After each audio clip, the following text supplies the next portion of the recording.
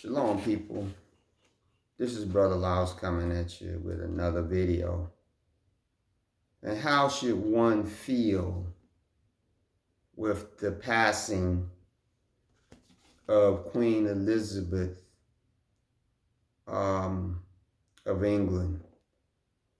How should one feel who was part of those nations that had once been colonized by England, and during the period where these nations were breaking away from England, Queen Elizabeth came into power, and she began at the ending of colonization during her reign and presided over neocolonialism over these former nations, which neocolonialism was a hitting hand type of colonialism because it gave these former nations, in particular African nations,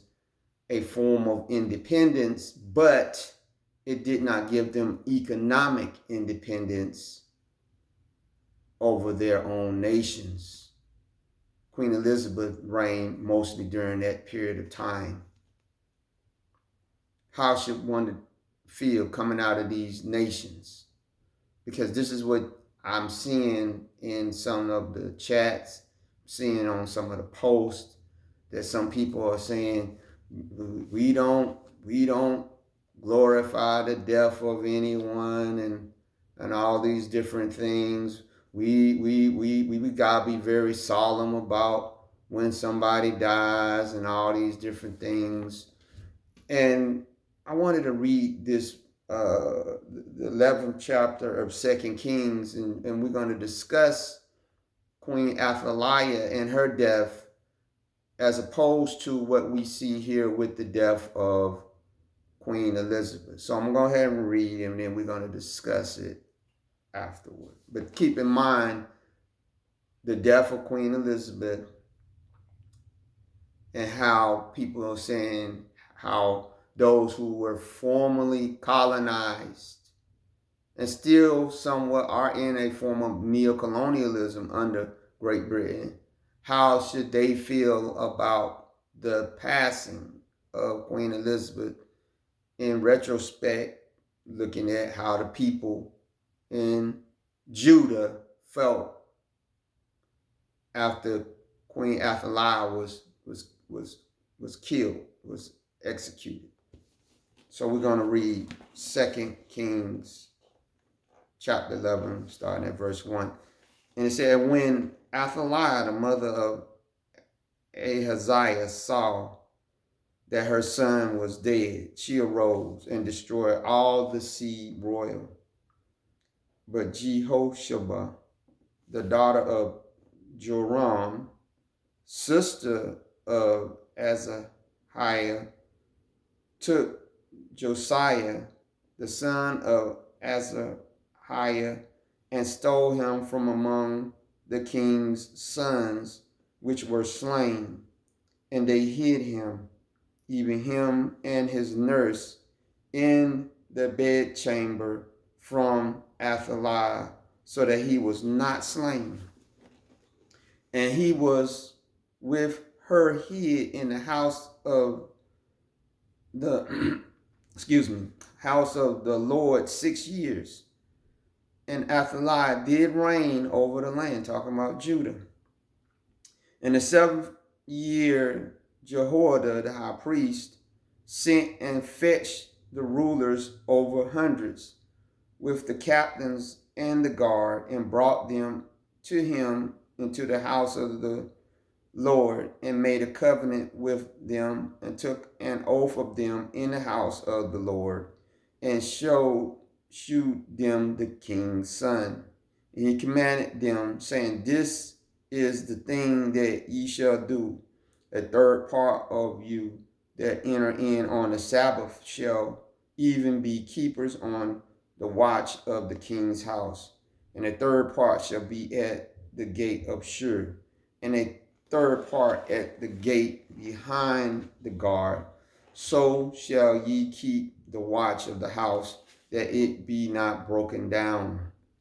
And two parts of all you that go forth on the Sabbath, even they shall keep the watch of the house of the master, or of the Lord, but about the king. And ye shall compass the king round about, every man with his weapons in his hand. And he that cometh within the ranges, let him be slain. And be ye with the king as he goeth out and as he cometh in. And the captains over the hundreds did according to all the things that Jehoiada the priest commanded.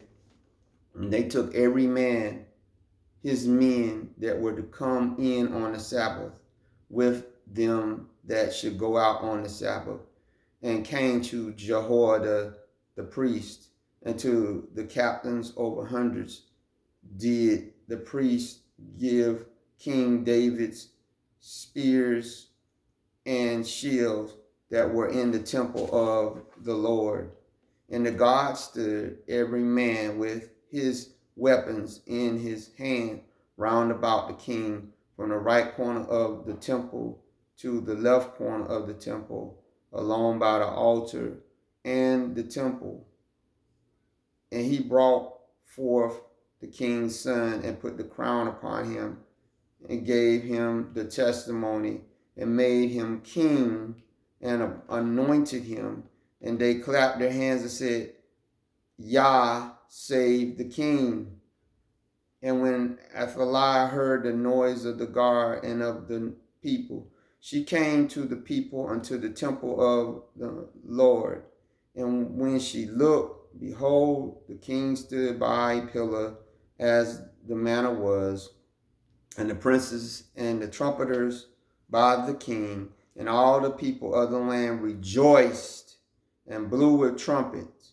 And Athaliah rent her clothes and cried, Treason, treason. But Jehoiada the priest commanded the captains of the hundreds and the officers of the host, and said unto them, Have her forth without the ranges, and him that followeth her kill with the sword. For the priest had said, Let her not be slain in the house of the Lord. And they laid hands on her, and she went by the way by the which the horses came into the king's house, and there was she slain.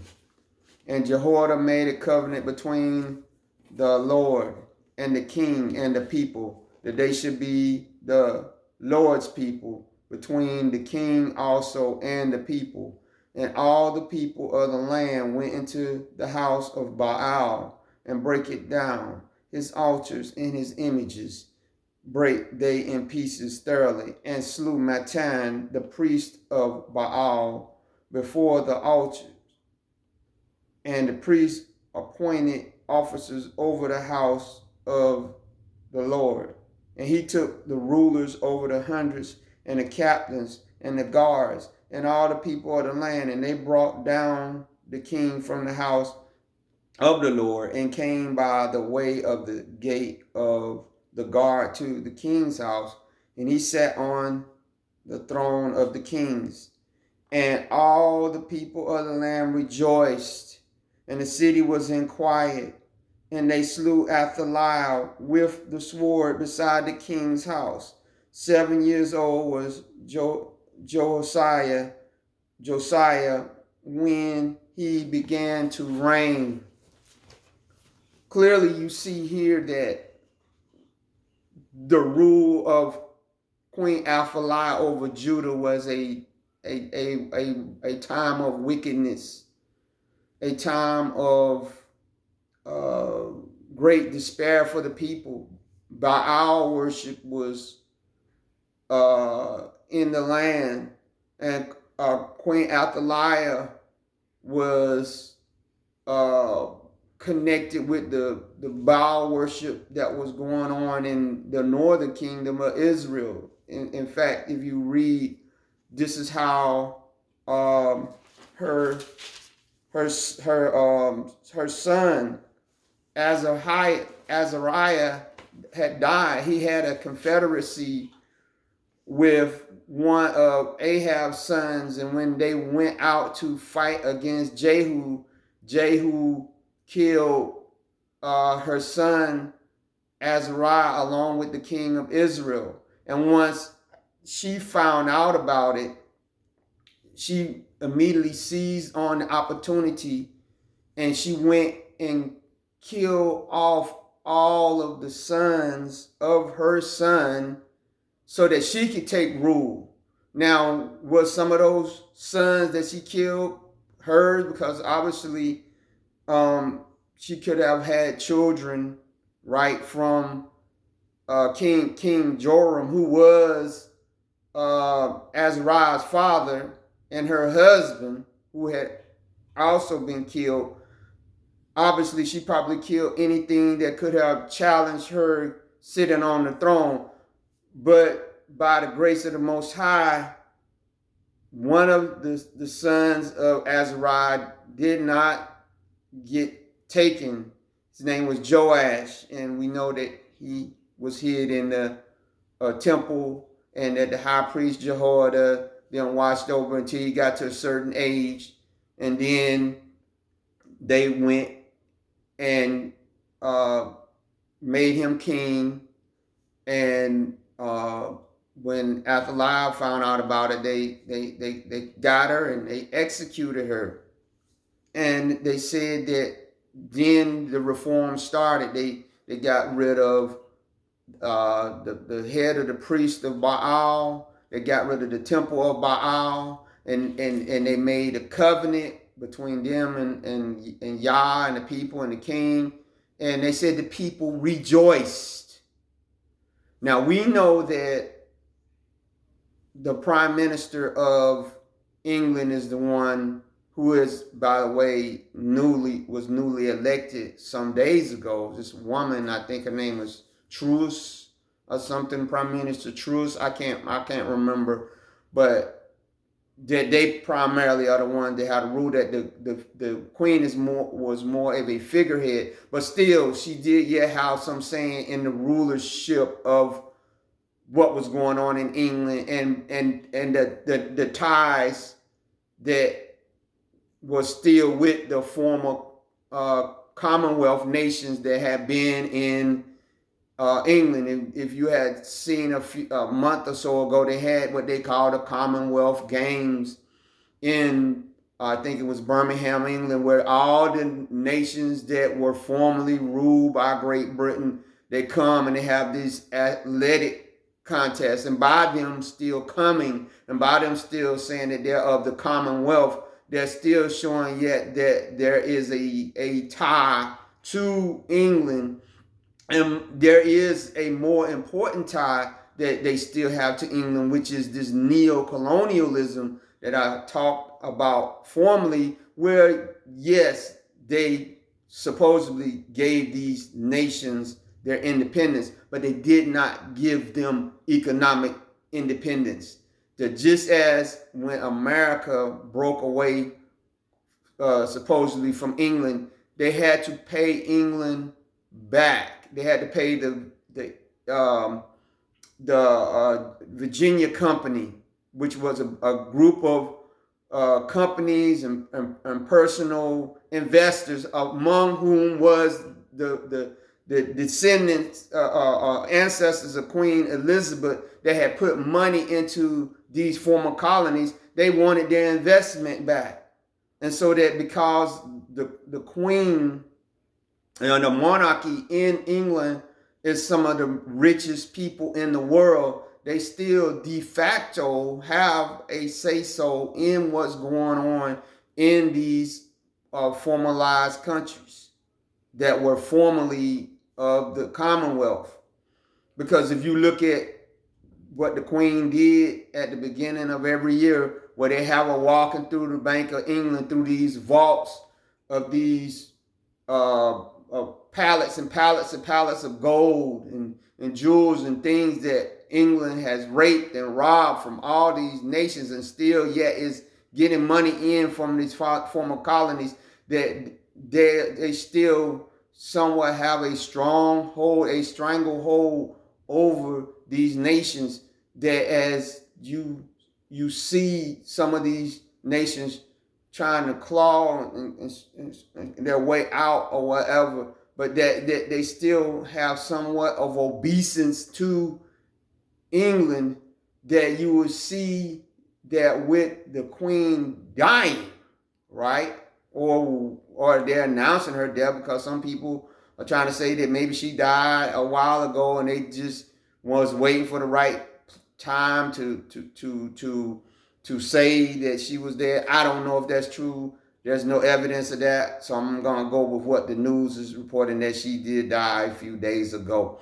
But be that as it may, the symbolism of her death during the time when you're having so many of these nations, former nations, that have been asking for reparations and have been asking for repair for the damage that was done by the ancestors of Queen Elizabeth, and indeed by her government that she reigned over during the time of neocolonialism. That now that she is dead, and that you're telling me that there should not be a time of rejoicing, not in particular about whether she went to heaven or hell or any of that kind of thing, but the symbolism of what it dealt with, the coming down of empire, because we know that England is having a tough time with the inflation, energy prices, and the coming winter, where they're saying that the fuel prices is going to be outrageous. And also, when you look at what happened with the Brexit, where they was kicking out these people, some of who were part of the Wimbush generation that had came over and had helped rebuild England, that you're telling me that you can't mention none of the terrible things that she presided and never made right, and you're saying, you're coming up with this again, this Protestant Catholic type teaching of love thy master, no matter how terrible he is, no matter how much he raped you, robbed you, that when he died you got to be in mourning. No. Do you not think that in the plantations of the South, back when my ancestors were enslaved, that when they heard that the master or the member of the master's family died, that they are supposed to go cry and roll on the ground? No, you are happy, because that's one less oppressor that you have.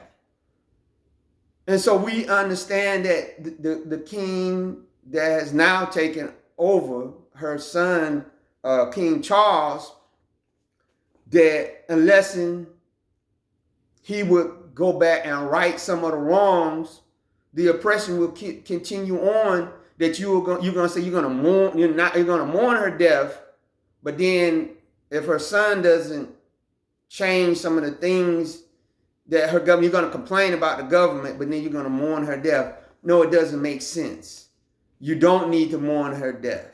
You don't need to be obeisance. Indeed, there should be no bowing down to no man or no woman. There should not be no man, or at least let's just say a person in Africa, in these African nations. There should not be none of you that would have been coming to the Queen, or will be coming to King Charles to bow down and let him knight you. There should not be that you bow down to no man or woman.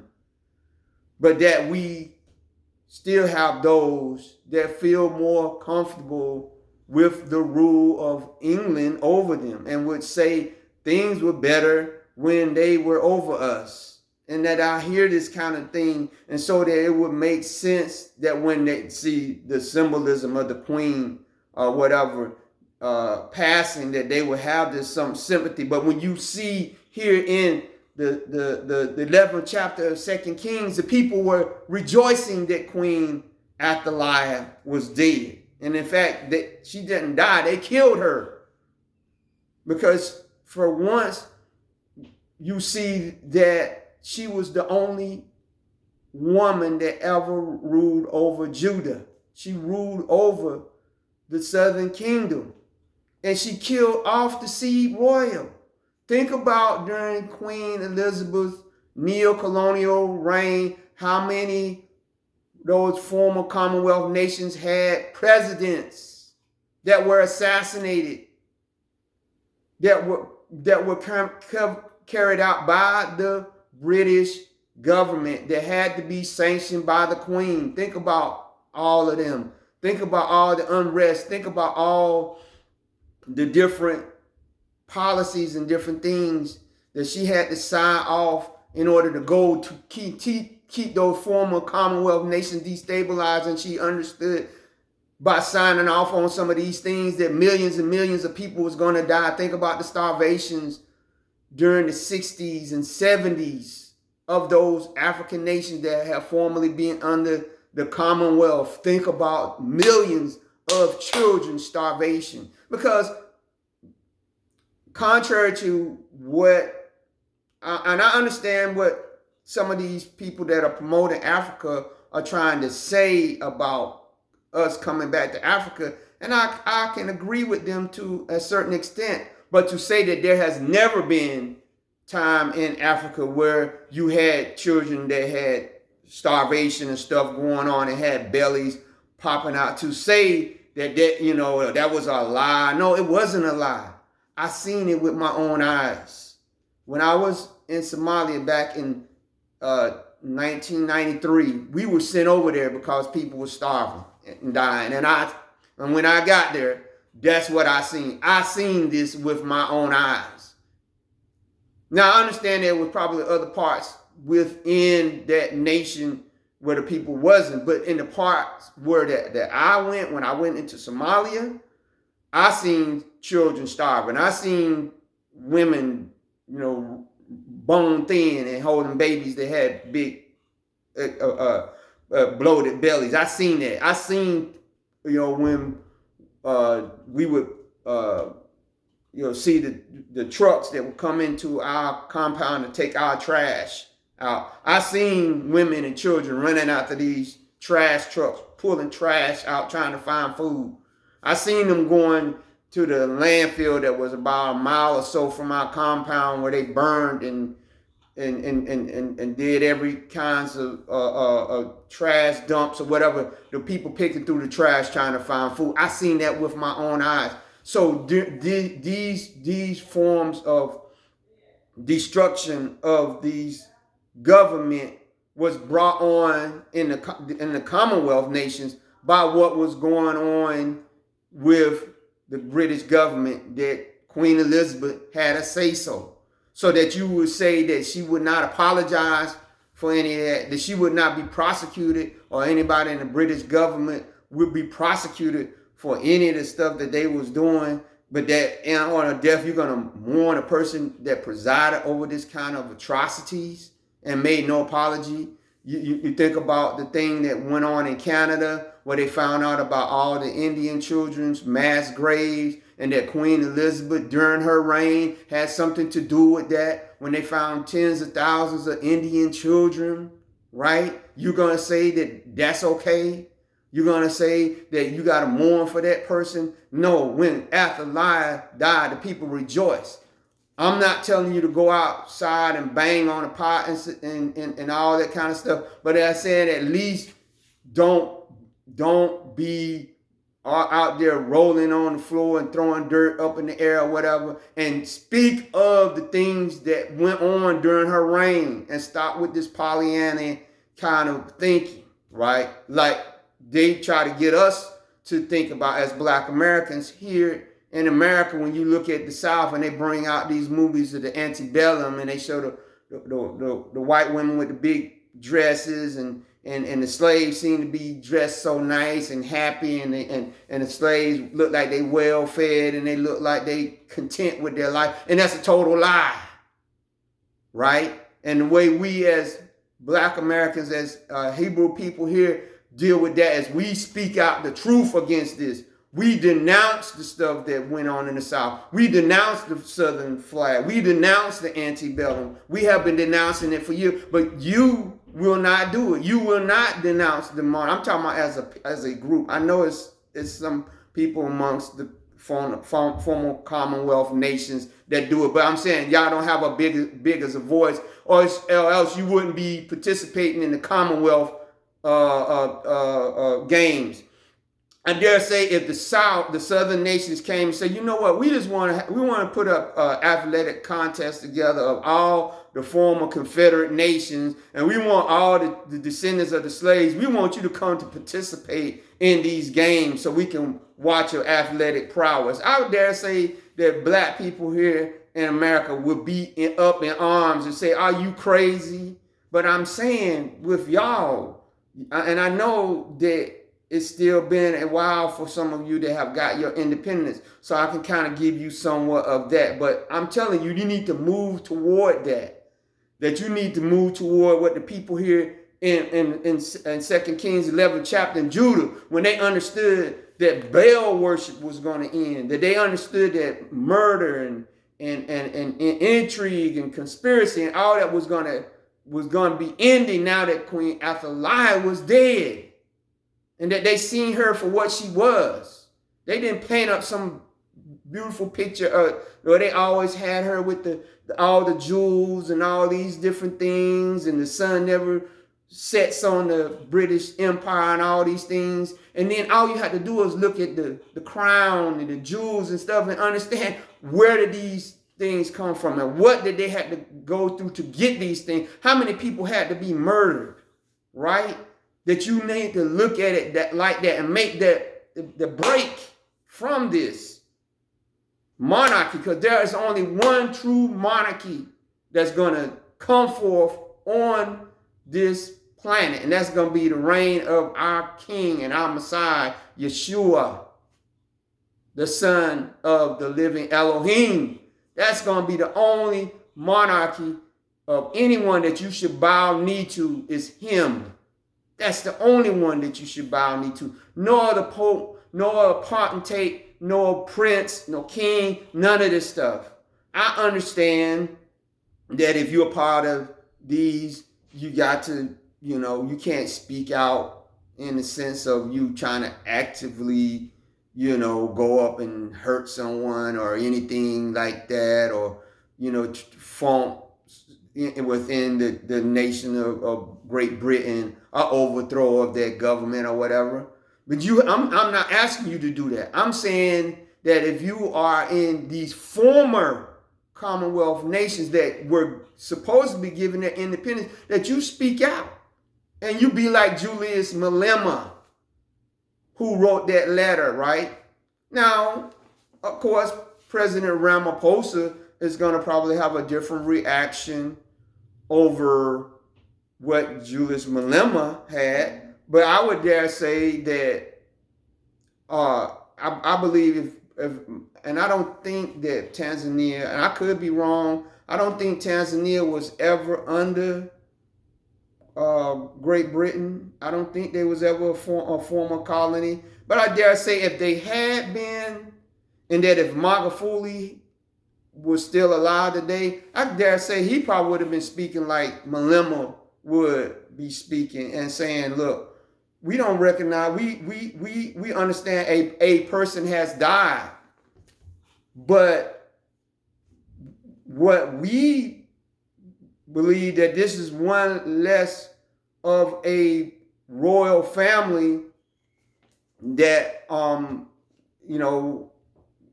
has to be recognized, because we don't recognize no royal family anymore. We have no ties to them anymore. And this is what I'm trying to tell you that were former colonies, that it's good for you not to be mourning the death of Queen Elizabeth. And indeed, if some of you are happy about it, not per se, I'm saying about her, whether her soul went to heaven or hell or whatever, but I'm saying the symbolism of the fact of her death, and also that those coming after her don't seem to, have the gravitas or the stoicness that she had, the whatever, the persona, right? Because they always would try to put her as this Mary, like the statues of Mary, the mother of Yeshua, the symbol. And indeed, if you ever watch this movie called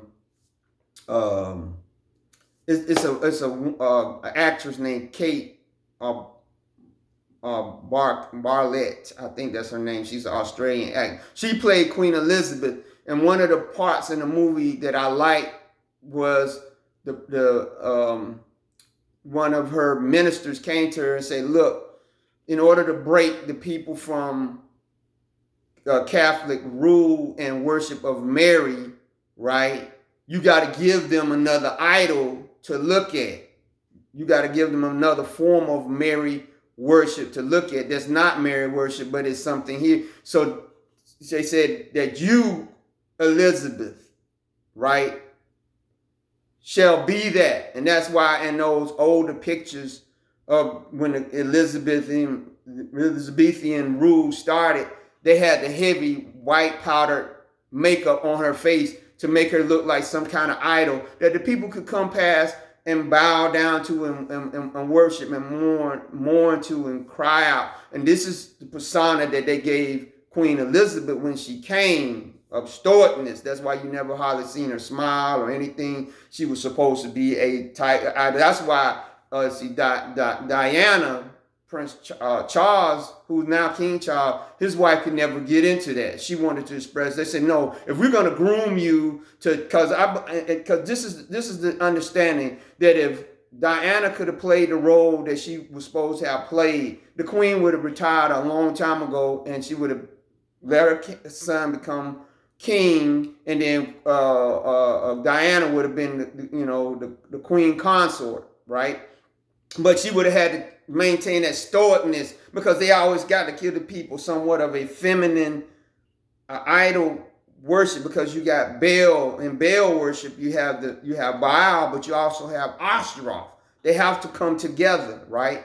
And so she wasn't about to do that, right? And so that's why they had her eliminated, because she was not willing to play that role. So the queen had to continue on in this, right, in this role that she had. Now you have her son, King Charles, who is with Camilla, but because of her being a divorcee, I don't know how this is going to run out, because there's rumors that he might want to turn it over to his son William. But the point is, no one is seeing them to be the charismatic type personality that Queen Elizabeth was. So they're understanding that her death is a step down. And this is why I'm saying this is a time for you as a formal Commonwealth nations to break free totally. You need to start pushing King Charles for reparations. You need to be pushing them to forgive any loans or any ties to Britain. You need to do away with the Commonwealth Games. You need to break free of this witchcraft spell that she had over you, just like Queen Athaliah had a witchcraft spell over Judah. You need to break free now. So that's not even, should be even discussion about whether you mourn for or rejoice over her or whatever. Break free. Now is the time to break free from the witchcraft spell that she had over you. Just like when I went to Kenya, which had been a former colony of Britain, and what they did to Kenya during being a colony of them, but also what they did to Kenya after World War II with the Mau Mau rebellion, how they treated the people there. What you need to do, right? Break free. Because when I was in Kenya, when I went there to Mombasa, Kenya for R&R in 1993, when President Kenyatta was president, they had Kenyan money that I had, and it had his face on one side, and they had the Queen's face on the other. Now I think that has changed. I think it just has his face or whoever going to be the new president face on it. But the point was, even during the 90s, the persona of the Queen was still strong in a lot of these nations. Now, I'm not sure about the Caribbean nations and any of these nations, what their money looked like. But I'm saying now is the time. Just like Barbados and some of these other nations are saying, hey, we don't want the Queen. Now that she is passed, now move for immediate disannulment from being part of the Commonwealth. Move for it now is your chance. And I'm adamant about this because a principality has come down. Now, another one definitely is going to come in, but the principality that's coming in behind that's on Charles is not as strong as that one that was on her. She had a very strong principality because of all the wealth, all the pageantry and all this stuff that, they carried forth with her. She had, some people don't know that it was some kind of crazy thing where they said she was head of all Freemasonry in the world or something to do with the Freemasonry lodge there in England is over all the Freemasonry lodges, and that the Queen was over that. So she had all kind of occultic power that was attached to her. Yes, these people had that kind of occultic power that they dealt with, right? So now is your time that the spell has been broken. Because remember, when Joash came in after Athaliah was killed, his grandmother, he was one of the best rulers that Judah ever had, except for the fact when he went out against Shishak, king of Egypt, which he shouldn't have. He went out and he got killed. They said they mourned for King Joash when he died because he was a good king. His rule was cut too short. But they rejoiced when Queen Athaliah died because her rule and reign was up terrible. And all I want you to think about is all those deaths, all the destabilization. Think about the Biafran War. What brought that on where millions starved to death? Think about the AIDS tainted blood that was shipped into Africa to give people that were hemophiliacs, and then millions of people that died from AIDS. This blood came from Canada, which was a former colony. This had to be signed off by her. I'm telling you, now is the time to break free. So with that, I'm going to ask you to, leave a comment. I want you to subscribe. I want you to remember that we are living in the last days. The Bible said that the woman would be burnt with fire that rode on the back of the beast. And that's what you're going to start seeing. Notice that they're putting all these women, figuratively, they're putting a lot of women in charge.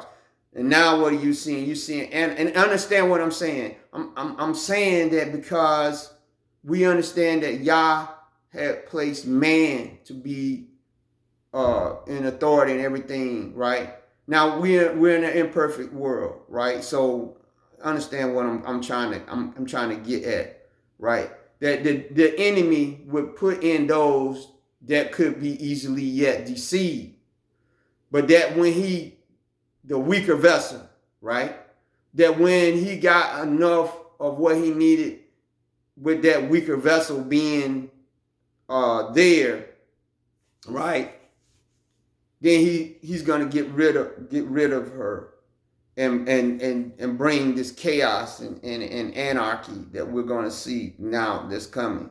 So now is your chance to break free before your nation or your people get caught up in the chaos and the anarchy now that she's gone, because it's already disarray amongst the royal family already after she's gone, right? So with that, I'm gonna ask you to be blessed.